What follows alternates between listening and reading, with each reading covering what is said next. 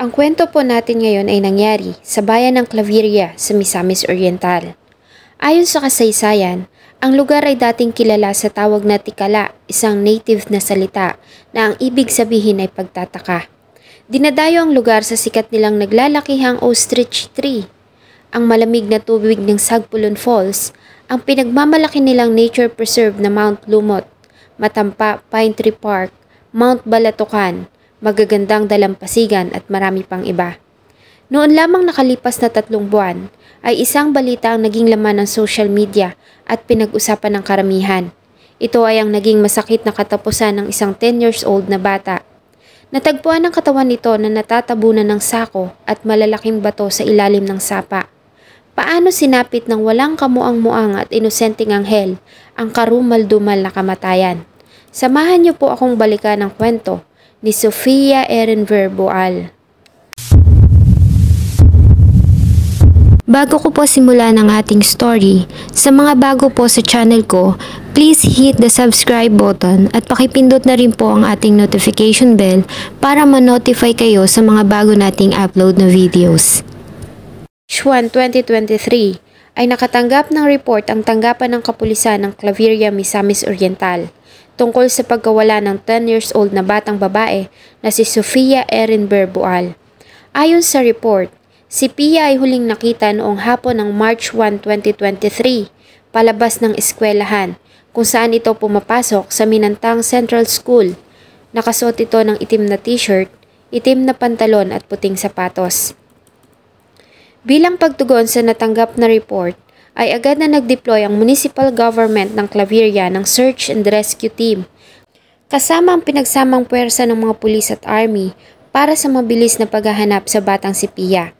Muli nilang dinaanan ng daan na siyang araw-araw na binabagtas ng bata patungo sa paaralan hanggang sa pag-uwi nito.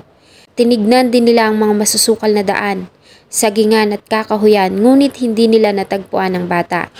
Sinubukan na rin nilang magtanong-tanong sa lahat ng mga kakilala at pwede nitong puntahan, ngunit wala silang nakitang Sofia.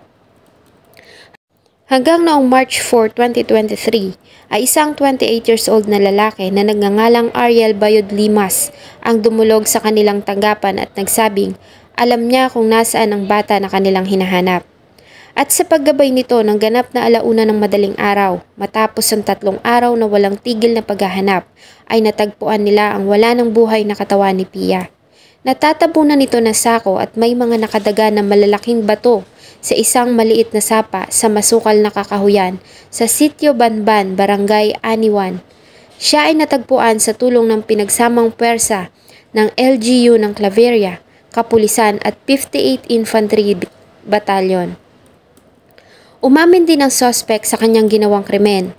Ayon sa kanya, noong March 1, 2023 ng bandang 4:30 ng hapon ay nakita niya ang bata na naglalakad sa gilid ng kakaani pa lamang na taniman ng mais.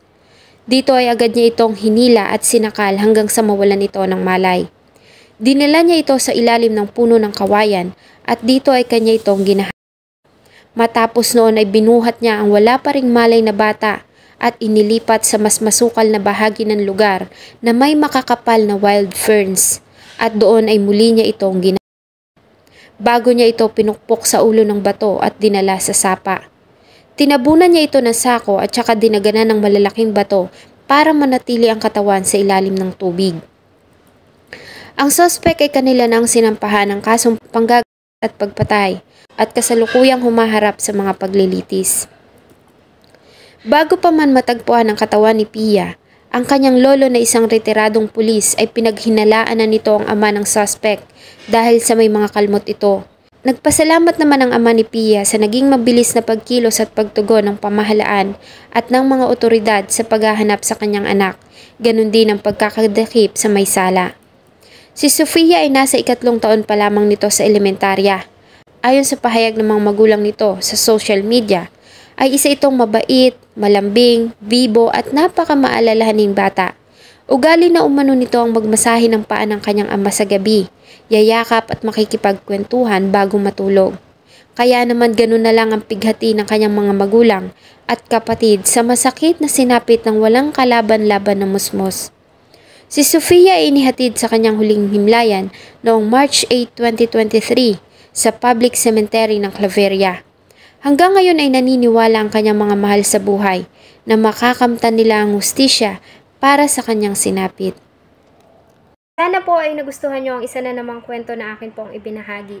Marami pong salamat sa patuloy na pagtangkilik ng akin pong mga videos. Huwag nyo pong kalimutang mag-iwan ng inyong saloobin at suggestion sa atin pong comment section. Thank you so much po and see you in my next video.